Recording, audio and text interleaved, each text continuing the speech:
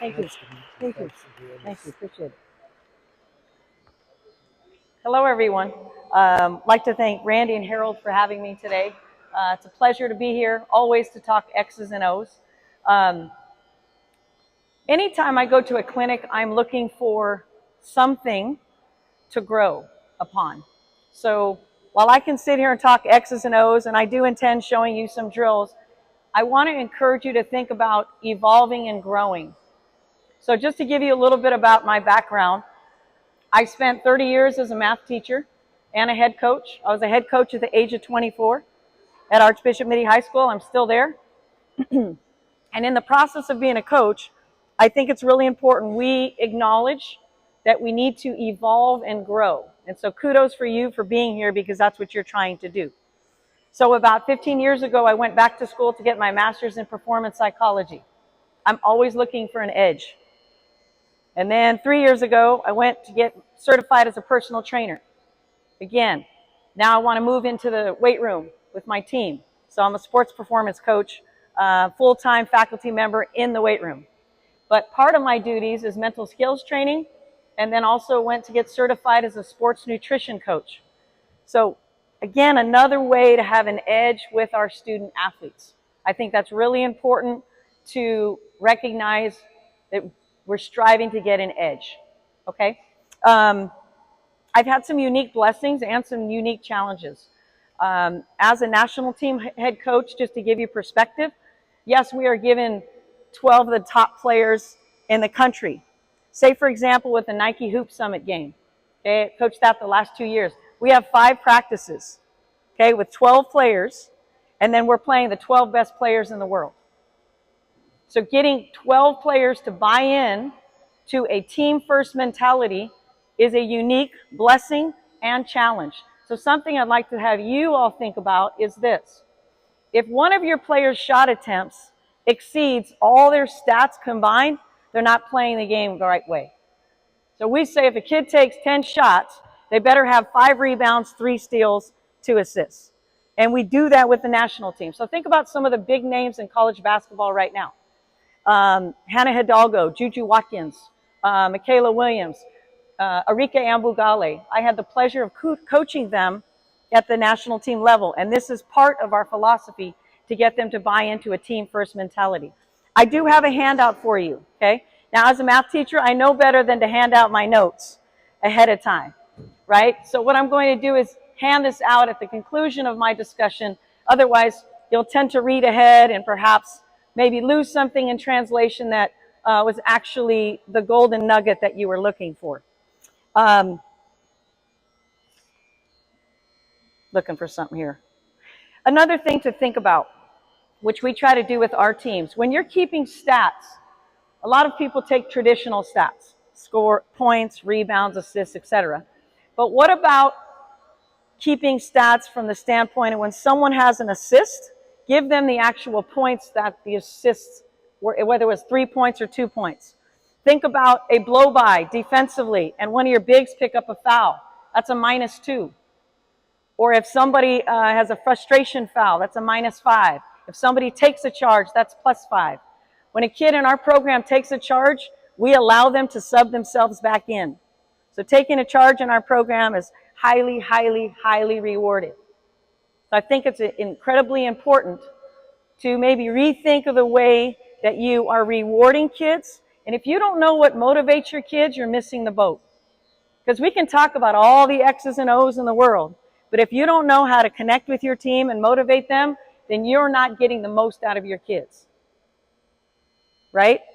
So you have to not only utilize your personnel properly, but you also have to have them reach their fullest potential as student athletes. So that's why I'm thinking about, what's going on between their ears, what's going on between your ears. So our discussion today is about a competitive culture. Okay, so it involves drills, skills, and mindset. So the thing that I'd like to focus on first is mindset, all right? The winner is determined by the scoreboard, obviously, right?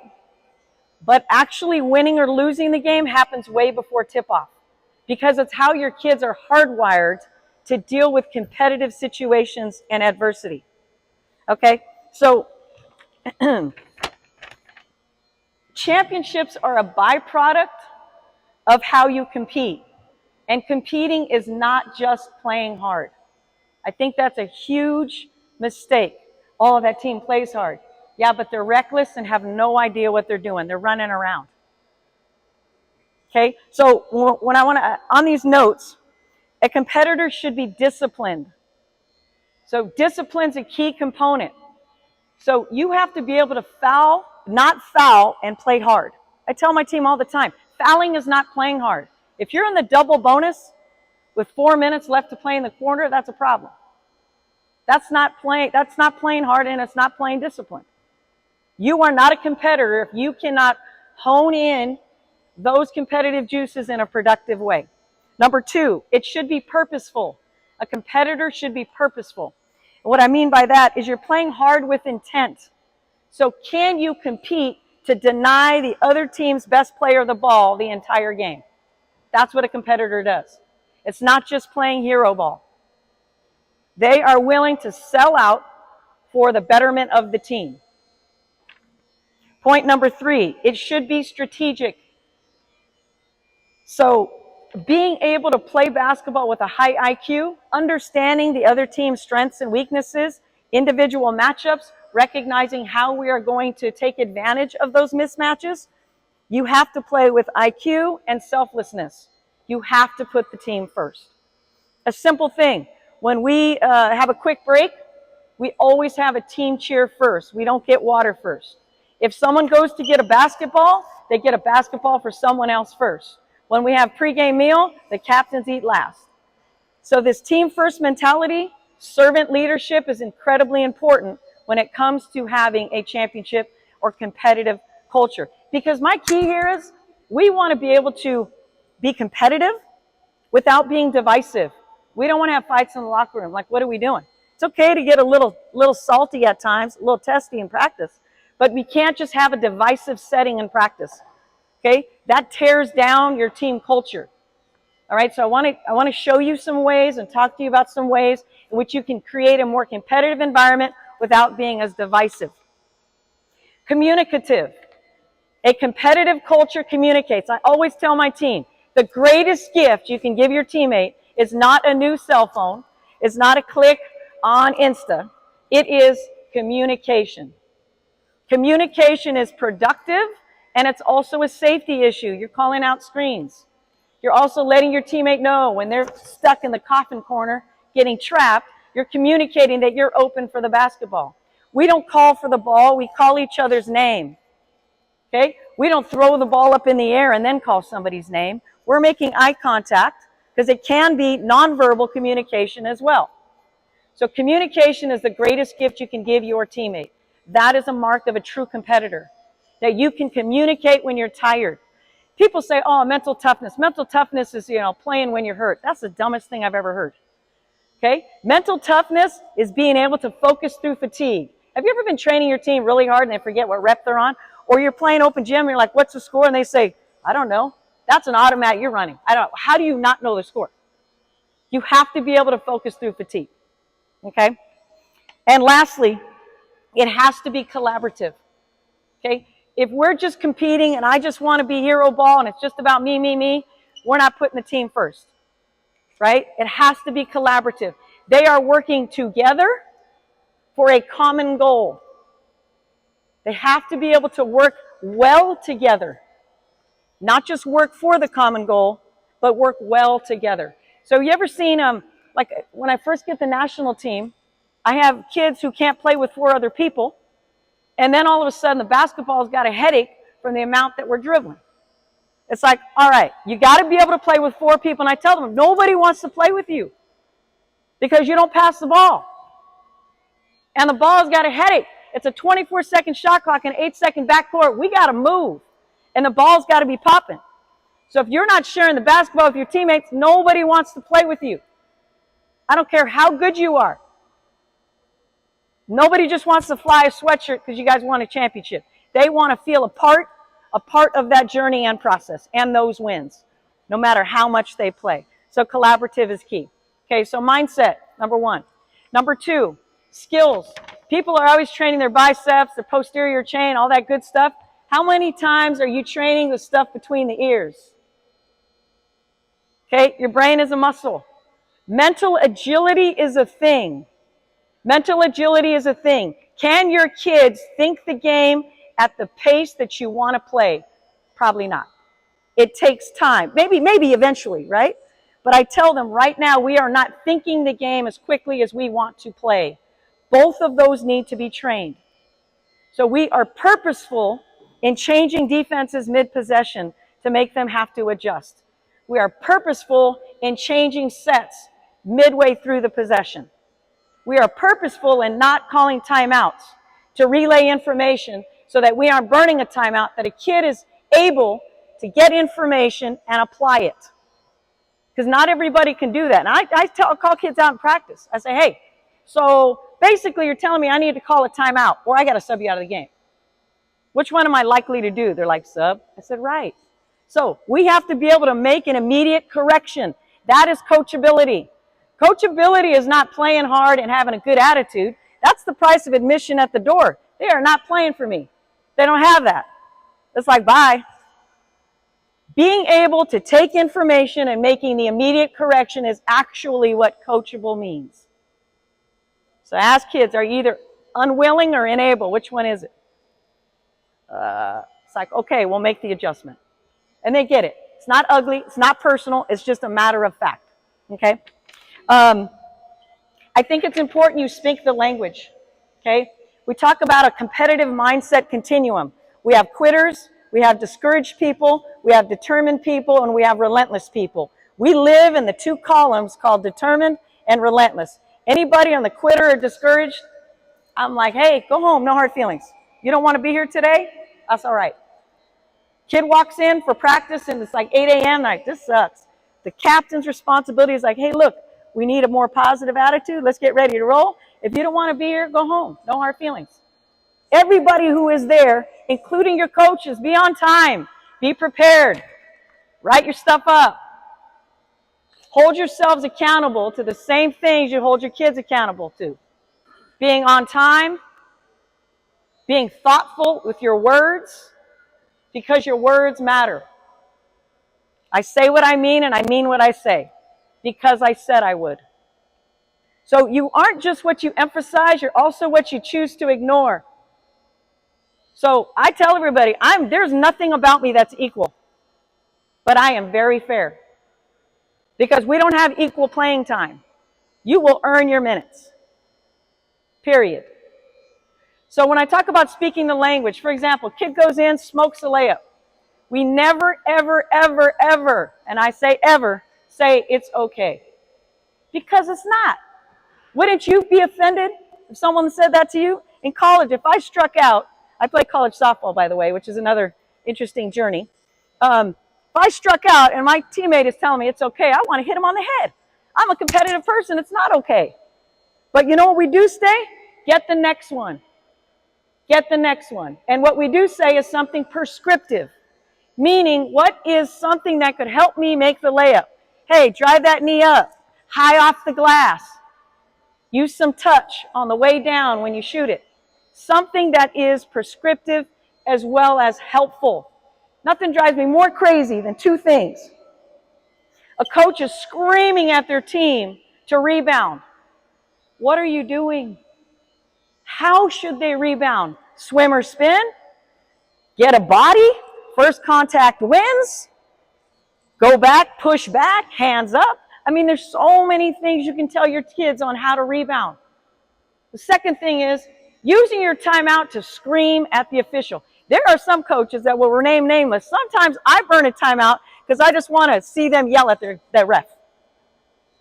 Because now we're living rent-free between everybody's ears. Because the coach is just going to scream at the ref the entire timeout. What a waste of time. Why are you not? I give myself 10 seconds to vent at the official, if that. Say, hey, blah, blah, blah, blah, blah. And it's usually some constructive information for the official. Hey, can you let me know what happened there? Because I'm not quite sure what happened. Then they'll say something. I say, okay, good to know you called the hand check. Let's just have that both ways. And that's it. Then I go coach my team. So utilize your timeouts to actually coach your team, okay? Feedback must be corrective, okay? It cannot be, what's the word I use? Feedback is corrective, not criticizing, right? Corrective and not criticizing. The big difference with correction versus criticizing. You big knucklehead, can you blah? What are we doing? No name calling, okay? Right? No name calling. It goes nowhere with them, okay? All right. So, any questions on mindset or skills before we go to drills? Okay, great. So, there's 3 ways for drills. Actually, I think I gave you guys 4. 4 ways for drills to be competitive. The first one we call is beat the clock. So there's different drills we do that we beat the clock. The second one we do is called the numbers game. The third is champion yourself. And the fourth is called team triumphs. Okay, so those are the 4 different ways we believe you can make practices more competitive. Now you can just see I am a competitive individual. I am a very intense individual. So the way that I run practices is probably very different than my persona might appear to you. But I also spend time with my kids outside of practice. One day I was annoyed waiting for my food at wherever I was, Denny's or somewhere, right? And I started coloring. And it immediately kind of calmed me down. It was like playing with the stuff. And I thought, what a brilliant way to have conversations with your team. So I have weekly coloring sessions with my players. And it's more than just coloring. I tell them, so I get an adult coloring book. We have 72 different colors in this pencil coloring book. And I explained to the team, I said, every day, our job is to create a masterpiece. And every day, we are trying to stay between the lines. Our roles have been established, and roles don't change until skill sets do. Let that marinate for a second. Because people are like, Coach, I'm ready to step in those shoes. Well, what if your feet aren't big enough? Like, I want to be blah, blah, blah. Okay, well then we need to work on our ball skills to be the primary point guard. Got to work on our communication skills to be our primary point guard. So anyways, within these coloring sessions, they come in, we talk, and they are so comfortable. Because going into coach's office is scary sometimes. But you have to be this person outside of practice, somebody that they can connect to. We don't even talk about basketball. Talk about school.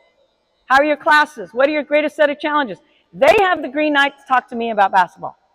And they color. Sometimes they look up. We do have eye contact rule in practice. Everybody makes eye contact. But when they're coloring, it is about them coloring. They get to choose whatever colors. They get to do whatever they want. After 2 weeks, we finish the coloring session. I laminate it. And then we shoot free throws for the order at which they shoot a half-court shot. They shoot a half-court shot. They win the coloring page, or we call the masterpiece. And the last person who colored creates a motivational quote that kind of gives the synopsis of what the team is going through at that time. So again, really connecting with the kids outside of practice so that I can coach them hard in practice. I can keep it real, genuine, authentic, and the truth. Because I tell them, good players want to be coached. Great players want to be told the truth. So I'm going to tell them, that's not going to cut it. You either change your goals or change your behavior, because this is not a state championship team. I've been to the state finals 16 times. We have 6. I've lost more than I've won. Coached over 1,000 games.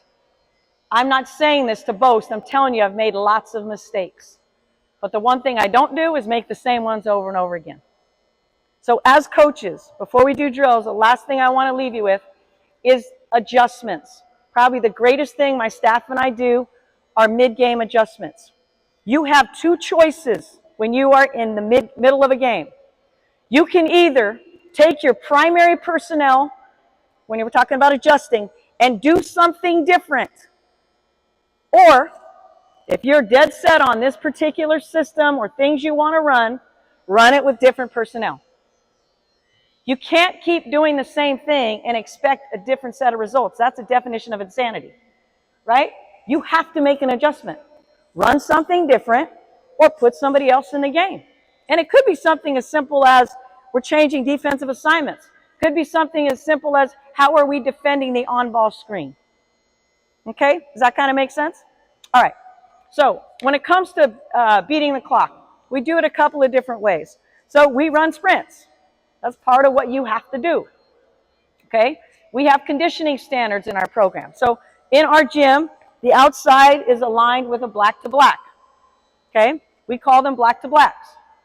So kids have to do 10 touches in under 40 seconds. Okay, if you cannot do it in under 40 seconds, you are ineligible to start. And sometimes, if we have kids who are like repeat offenders who are just kind of dialing it in, it's like, well, I don't start. I say, all right, we're going to lose your first spot in the rotation. Your commitment to fitness is a commitment to our team and the way that we want to play. You are showing up for the person next to you, not just about you, right? And then we also have the carrot. So for the kid who finishes first, they get to shoot a free throw later in practice to extend their water break, to shorten practice, to get them out of a running drill, to give them another chance at a different drill. So we always look to reward the fastest kid. We do some team competitions right now. If you run your black to black in 36 seconds, so we had a WNBA player, Danielle Robinson, who runs a black to black in 36 seconds. So if somebody does it, we got a point guard right now, T. McCarthy. She ran it in 36. So she starts the drill +8. If anybody gets it at 38, they start the drill at +5. Anybody who gets it at 40, you're at 0, because that's the expectation. Anybody above 40, it's -5. So they're starting their particular shooting drill either above the group or below the group. Does that kind of make sense? So I don't want to make these kids demonstrate a black to black, okay? 22s, a lot of colleges run those. And we do the black to blacks with the ball. I think it's important to run fast with the ball and also run fast without the ball. So down and back 4 times, right? Under 22 seconds. In our gym, we've got a really short wall right there, so we don't want them crashing into the wall. We'll end at the free throw line in 20 seconds. The rest to recovery should be 2 to 1. So if you have 3 groups running, it's perfect. You run every 20 seconds for those 3 groups. So they get to rest the rest of the 40 seconds, if that makes sense. One group runs, the other group is resting for 40. So we'll do 4 of those in a 5-minute time. That's a great way to see where their fitness level is. So a lot of these beat the clock could be a non-teaching drill because they're just trying to speed up. This drill that I'm going to do with the girls here is a 5-on-0 transition drill that I got from Steve Smith, one of the greatest high school coaches at Oak Hill Academy. So I was at speaking at a clinic in Vegas, and he was there teaching this drill. So it's 5-on-0 transition. So I'm going to show you guys that. Okay, ladies, are we ready to roll? Right on. I need 5 of you. 5 of you, 1 ball. I need a point guard, 2 wings, a 4 and a 5. Baseline, over here. Can you guys hear me if I talk like this? Great, because this bugs. Yes. Thank you. Appreciate it. All right. Can I get 1 more? Thank you. Hi, I'm Coach Phillips. Hi, Coach Phillips. Hi. How are you? I'm good. Coach Phillips. Hi. Come on over. Hi, Coach Phillips. Hey. Okay, so we're gonna go 5-on-0. I'm gonna kind of walk you guys through it. All right, we're gonna outlet it each time, and we're gonna try to do this as fast as we can. Okay? All right, but we're gonna walk you through it the first time. Who's the point guard? You are? Great. Who's the 4 that normally takes the ball up? Yes. Yeah, okay, and then you're gonna be the 5 that's gonna rim run. But then you kids are gonna switch roles down there. I'll walk you through it, okay? All right, so we start in the paint. Now, my team in the national level, as well as my high school team, can do this in under 21 seconds, okay? So you're going to go 4 possessions from the start to finish. Now, when you first learn this drill, expect them to do it in 24 seconds. I first want to teach them how to do it, okay? So we're going to start all in the paint, right here. All in the paint. In the paint, good. All right, one of you is going to make a layup. Make a layup, good. The 4 is going to take it out. Now, when we take the ball out, we always clear the backboard so we can throw deep. Come on over this way. And we always throw overhead passes. Okay? Point guard is coming out here to the sideline. Back here, okay? So we want to be able to get the ball here. Our 2s and our 3s are getting wide. Our 5 is rim running. Okay, so we'll get 2s and 3s, get wide. Get wide. So you can go here. You're already ahead of her, right? Because she had to go take the ball out. Okay, outlet it. Good, outlet it. Yep. Rim run. Stay wide outside the volleyball standards. So the first one is you're shooting a layup. Now, I don't start the clock because, you know, my team will try to cheat the drill, right? They'll outlet all the way to there. And I'm like, no. The drill starts when the ball passes half court. So if the first ball handler, go ahead, we're going to dribble. It's always point guard first. So she's going to shoot a layup. Race it up the floor. Come on in. You guys are touching short corner. Which is right here. So wings touch short corner. At times we'll cross, but we don't want them crossing into each other, right? So keep them at short corner. Good? Go ahead. Who's the other wing? Short corner. Good. Now, I have our 4s and 5s switch roles. Why? Because your 4s and 5s, different people grab rebounds, right? So the other person's got a rim run. So now we're going to have the 5 take the ball out. The 4 is going to rim run. Outlet. Where's the point guard? Okay, you're the wing. Who's the? Okay, point guard right here. So you're getting out. Point guard right here. Good. So outlet. Good. And for what it's worth, we always do the right side first, left side second. So get up the floor. This one's going to be an up pass to the wing. Now you're going to shoot a layup. Go ahead, shoot a layup. Good. Okay, everybody in the paint. You're short corner. Good. Okay, take it out. Now you're going to throw a cross court. Point guard over there. Good. No, stay on the same side. Ball goes there. Okay, remember, we always clear the outlet. Good. Get it up the floor. Okay, now you're going to throw a cross. Nope. This time it's cross court. Go here. So cross court. If you need to cross the street with a dribble, do that. Get it. You're shooting a layup. Shoot a layup. Good. Okay, everybody. Now we make sure our bigs always touch here, the middle of the paint. So they're not just running 3-point line to 3-point line. And the last one is point to post. Okay, go to the other side. Point guard, wings, go. Good. Outlet, good. Now you're throwing an up pass to the post. Good. This big has to get the rebound. If the ball hits the floor, it doesn't count.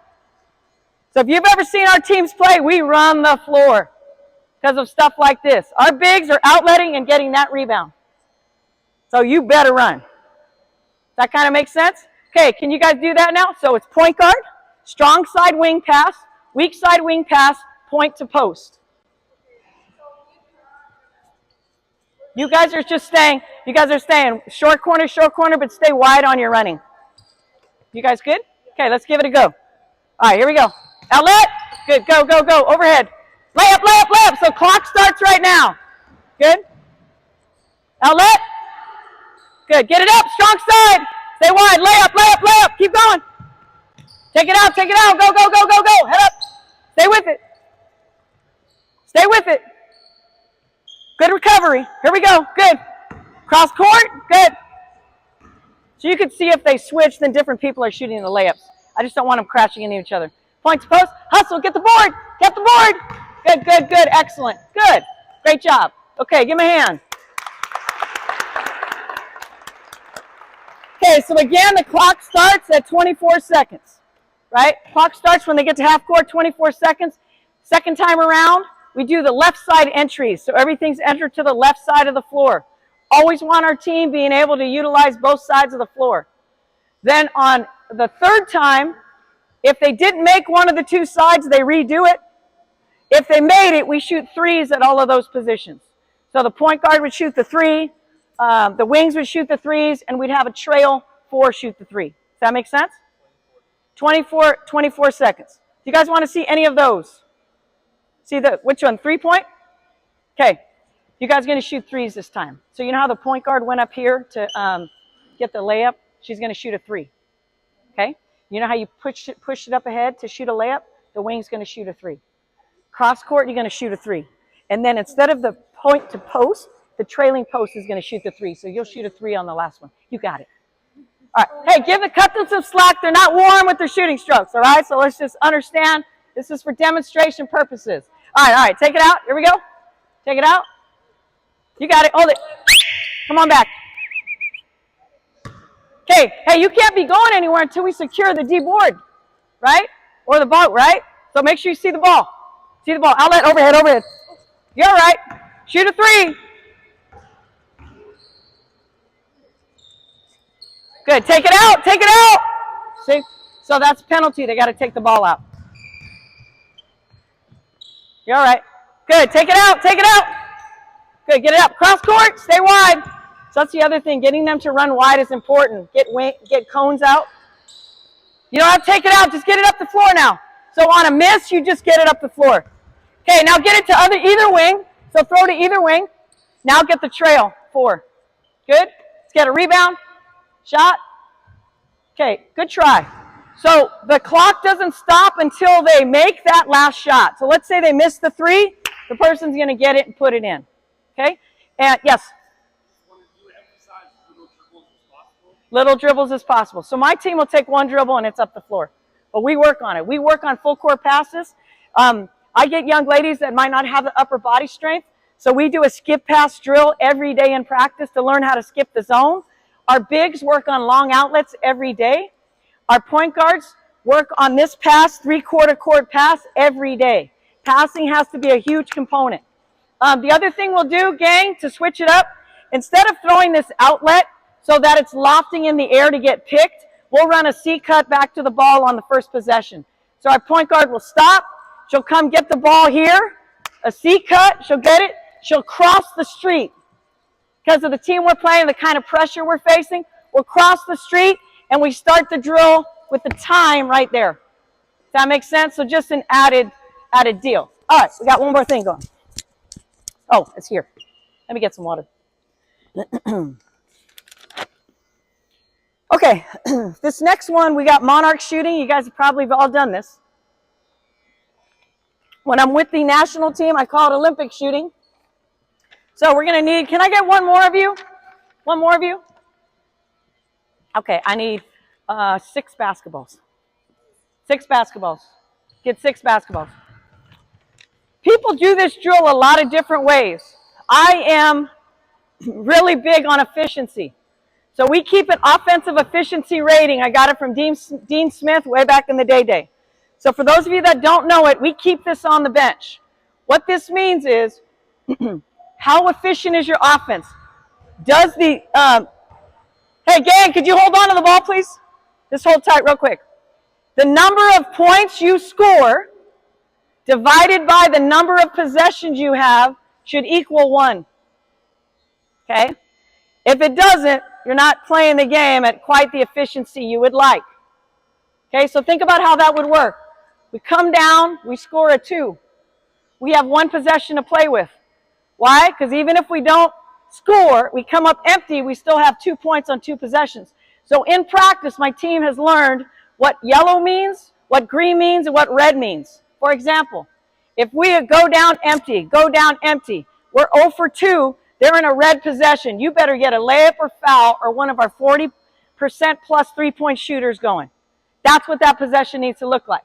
Now, if we got 2 possessions and we hit 2 threes in a row, we have 2 positions and 6 points. I tell them, do something creative, fun, throw an alley-oop behind the back.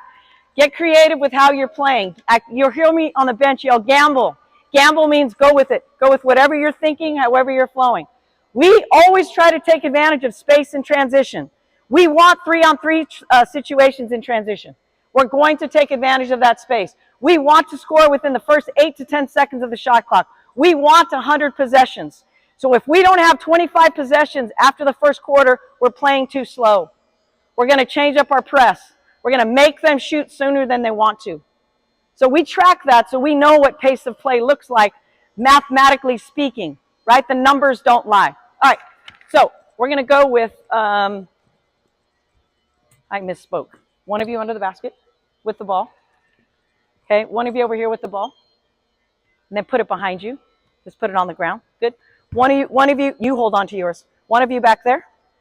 Put the ball behind you. Good. Okay, 3 of you down there, 3 balls.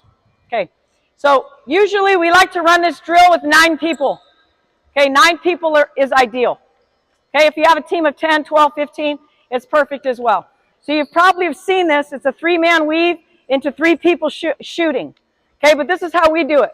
We do it and we call triples. Everybody has to make a shot. And we do it with the weak hand. Are any of you guys lefties? Any lefties? Great. So you have to shoot a left-handed layup when you do this. Okay? Left-handed layup has to be made, and 2 elbow shots have to be made. That's called a triple. Our team is then charged with the task, so this is what we're talking about in terms of numbers game. They have to make 5 triples in 1 minute. They get 5 tries, and then I'll give them a magic number. So if it's 5 triples, I'm going to say, you guys have to have collectively in 5 minutes 17 triples total. By March, we're making 8 to 10 triples in a minute. So they get 5 tries to do it. If they finish early, they have an extended timeout. We time our timeouts in practice. 30-second timeouts, first horn. So everything is timed because we want them to be as game ready as possible. We can't expect our kids to do things on game day unless they're exposed to them in practice. All right, so let's walk you guys through this. Go ahead and go 3-player weave. Go ahead. Good. Pass, fall behind. Good. Okay, freeze. Okay, right there. What we're going to teach, come on over here, dribble to the nail. Good. Jump stop. Let's go with a bounce pass for a layup. Good. So we want to throw with our outside hand, right, left hand. Fill in here at the elbow. Pass. Come on over. You're going to grab your ball behind you. Grab your ball behind you. Good. So did you make your layup? Great. Now you shoot. Good. Shoot. Okay, good try. So we didn't have a triple, right? The next group is going. So go. Good, good, good. Good. Good. Dribble to the nail. Hey, can I have 3 more of you so we can do this with 9? Awesome. Over here. Over here, over here. Good. So you're going to go bounce pass for layup. Bounce pass for layup. Outside hand. Good. One of you over here with the ball. One of you over here. Grab that ball. Pass to her at the elbow. Pass to her at the elbow. Good. You take it out of the net. Now you passers are going 3-player weave. Go. Shoot, shoot, shoot. Okay, so we only have a ducket. No triple yet, right? So you can see how hard this can be. So our national team struggles with 5 to begin with. And I do it because if you do it for 5 minutes and say get 25, they get disinterested. So, or they get discouraged. So, okay, so go ahead. Next group, go. Keep going. See how they're doing. Grab a ball right there. Good. Jump stop. Good. Get to the elbow. Nice. So you, and the team will get great about creating groups of 3 that will get you triples, right? So they will strategically get together to create these triples. So if you do it in a minute's time and they don't get it, so shoot from the elbow. Some people like to do it with 2s and 3s, like you got to score 50 points. Layups are worth 1, elbows are 2, 3s are worth 3s, so score 50 points in 1 minute. Does that kind of make sense? So this would be an example of what that should look like. But we do it in a minute's time to continue to motivate them. All right, ladies, everybody down here. Okay, we're going to talk about a passing drill. That's a shooting drill. We call it skip pass 3s. This is another one where we're trying to beat the clock, and it's a numbers game. So our team, yes? So we change it. So at the beginning of the year, we'll do 5 triples. Yep, and to keep them encouraged, they'll say, Coach, what's the magic number? So if they keep getting 3 triples but never 5, and after 5 attempts, I'll say your magic number is 15. So they stay motivated to get the magic number. So, okay, we're just going to get 3s 5 times in a row. See what I'm saying? But here's the caveat. Anytime they smoke a layup, it's minus a triple. So you can't just be willy-nilly with the layups. So we minus a triple when they miss a layup. Okay. So made this up 20-something years ago because we couldn't throw skip passes. So just like Coach Vance was talking about, get creative in what you need to improve on. All right, so give me a line of you here, a line of you over there, half and half, so 5 and 4. Okay, 2 basketballs on this side, 2 basketballs on that side. So on the baseline, you guys are at the wing. Great. Good. Okay, so that right there, throwing the balls to the side, I will lose my mind. Okay, we have to take care of our equipment. So somebody's going to hustle the balls over to the rack. Somebody's going to hustle the balls over to the rack. And then I'll usually start the drill right now. The clock is starting because they're not ready to go. So it's a way of accountability and keeping them competitive and in tune to what we're trying to accomplish. Okay, so it's a shooting and passing drill. So just remember, if you pass, you're going to become a shooter. Okay? Okay, another thing. Yawning is my pet peeve. Okay, so here's what I do. I explain to the kids this. Please, think about yawning in your first job interview. Are you going to get the job? No. Please yawn and shoot around. Will you see the light of day in that game? No, because you are disinterested or you need oxygen. So jog a little bit. Get engaged. So kids, I'm like, well, my English class is boring. My teacher says I'm yawning. Yes, you're going to ask them for a teacher recommendation, a letter. Do you think it's going to be glowing? No, they're going to say you're disinterested. So you have to conduct yourself in ways that show respect. You teach people how to treat you. So if you're going to yawn all the time, then you're not interested in what we're trying to do here. So I shouldn't reward you with playing time. And your teammates are going to lose respect for you because you're not engaged. So you got to be more concerned about what your teammates think about you and less about what your coach does. Because that's truly how you're going to gain the most amount of respect. All right. We good? Okay. So give the ball up behind you. So you guys get in line. Yeah, but you're first. Yep, great. So you guys make a line right here. Since they're not warm, we call this skip past threes. We're going to have them do skip past 17s. Okay. So we're pretending she made a pass. You're going to go ahead and V-cut and receive the pass right here. Yep, good. Overhead skip passes has to be. It has to be a skip pass. Okay? If you pass, you're going to V-cut down that way. Good. Now you're shooting. Good. Follow your shot. Good. Now you're going to the end of that line. Okay? Good. So you're passing to there. Overhead pass. Do it again. Pass her the ball. Overhead pass. We all know how to do an overhead skip pass, right? A lot of times, the young ladies I work with don't understand that leveraging the legs to make a pass is imperative. A lot of kids do this. Okay? Baseball pitcher does not throw like this. Okay? They land their foot, they have leverage. Same thing with passing. So a skip pass, you have to have strong leverage in your legs. Strong core, really important. Okay? So I want you guys to put a pass on time and on target. So go ahead, fade out, fade out. Good. Skip pass. Good. Fade out. Next pass. Go ahead. Shot. Shot. So you kids should be counting how many makes you have. Good. Follow your shot. Go to the end of the other line. Good. Skip pass. Good. Skip pass. Good. Keep going. Good. Stay with it. Stay with it. Good. Okay, so our standard for this, our little freshmen, we will start with like 25. Our varsity kids should be making upwards 50 in 2.5 minutes. And they're threes. So by March, we're making 53s, and every week I increase our total. So varsity will start at high 30s, low 40s in November, and by March, it's getting into the 50s. So, you know, when they keep making these skip past threes, when we do them, they say, guess what we're doing next week? They're like increasing. Right, because we want to keep raising the bar. Keep raising the bar, because they will get there. So you can see this is a great way to teach your kids on how to skip the zone. Also, it's a passing drill. They think it's a shooting drill. It's a communication drill. You should be calling each other's names. Passer and receiver should call each other's names. It's a good little conditioning drill. It's better to shoot off the move. It's better to pass off the move because now the kids have to time where they're going. Skip past threes, skip past 15s. After 2.5 minutes, they switch their angles. So this line drops, that line lifts, same action. Some days we do top of the key and wing. So you can imagine it's not a skip pass, it's just a shuffle pass. Outside hand, outside hand always. We do a diamond passing drill every other day in practice to work on pivoting and passing with the appropriate hands. Okay? Okay, hold it up. Good. Fist bump the person next to you. Good job. Appreciate your attentiveness. All right. Okay, we're going to do minute to win it. So this is a group favorite for my team. So I typically have this for Gatorade, kid who gets it first, chocolate milk, whatever. Okay, so it's a minute.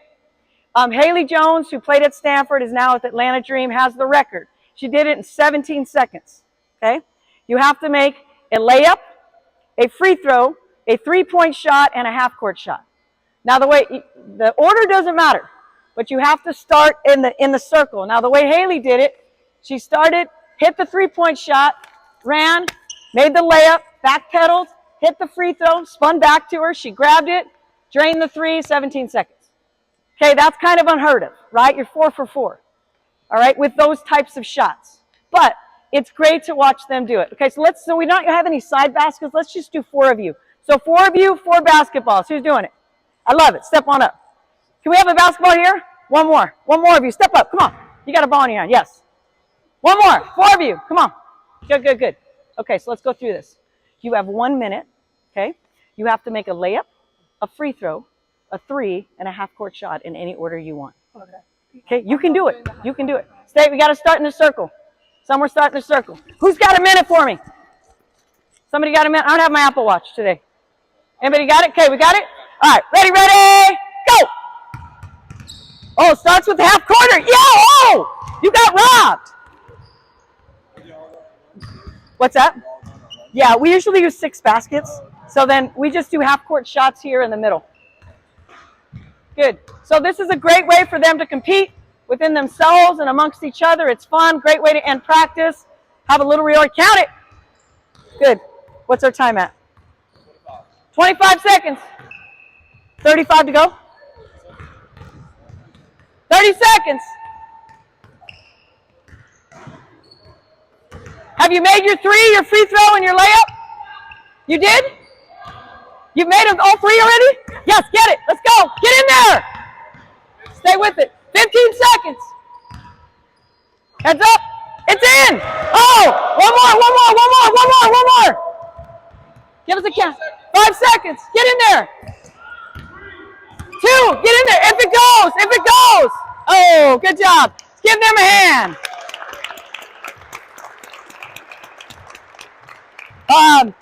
I try to end every practice with a competitive shooting drill. So one of my favorites is called 21. Okay, so they've got 1 minute to score 21 points. Okay, you can do it any way they want. Layups are worth 1 point. Free throws are 2 points. Behind the arc are 3 points. So we've had a kid, most recently Morgan Shelley, hit 7 threes in a row. She did that in 18 seconds. Okay, so they could do it any which way. We do another one called Ladder the Levels. They get 1 minute, try to score as many points as they can. So think about a ladder. They start, shoot a layup, a free throw, a 3, then they ladder back down. Free throw, layup, then they ladder back up. And you count that total. So as soon as somebody scores 21 points, they go 21, and then we check at the time. The threshold is 1 minute. Anybody past a minute, they don't make it. But, you know, kids will do that in like 27 seconds if they nail their 3s, okay? All right, yes. Yes. Yeah, no. So, good question. He says, what if somebody wants to do a mic in the whole time? We make them have to do different shots. So they have to mix in some elbow jumpers or at the nail or something. Okay, great question. All right. Yes, question? That was a free throw, a layup, half-court, and a mid-range? No, I mean, you might have said that. So a 3. So a free throw, a layup, a 3, and a half-court shot. And order doesn't matter, but they have to start at half-court. So call it minute to win it, you bet. Okay, we can do the Laker drill, okay? So this is called the team triumph. But within the team triumph, they have to win their individual matchup. This is a great conditioning drill. I'm just going to do it with 6 of you. So we got 3 of you in white. You guys are down here. Good. 3 of you in black down there. 3 of you in black. Oh, dang it, you're wearing black. You got to get in the mix. I know you want to do this. There we go. All right. Okay, you're going to start with the ball. Okay, you're going to come down. You're going to go one-on-one. Okay. All right, go down. Full court. Full court. Okay, so this is the continual drill. She's going to go one-on-one. Then 2 of you are going to attack her 2-on-1. So 1 of you wait. 2 of you off. 1 of you on defense. Okay, you ready? Go, one-on-one. Right here. So after they go after it, she's either going to score it, they're going to take it out. Good. Somebody step out on D. Okay, 2 of you, 2-on-1. Hustle back, hustle back, hustle back. 2-on-2. Step out, step out. Good. Yes, good. Step out, step out. Okay, you're going 2, 3-on-3, go. Good. So we do this 1-on-1, 2-on-2. We do it till 5s. So it's advantage defense, advantage offense, and then hold up, let's give them a hand. Good job. We typically do it twice and alternate which team starts with the basketball. Okay, I'm getting towards, can we give the ladies a hand again, please? Really nice job, thank you. Ladies, thank you, thank you. You were terrific, thank you. So I could talk all day about all the different drills, but if I impress upon you anything, it is this. How are you doing what you're doing? If you are simply willy-nilly and you are not holding the kids to a standard, then you're not getting the most out of them or your system. Okay? So I have a handout that has some of my talking points for today. It also has my email address. So please don't hesitate to reach out. I have lots of visitors at practice. You're always welcome. Yeah, just wish you all well in your season. Thank you for your attentiveness. And unless anybody has any questions, I am done here. So thank you very much. Thank you.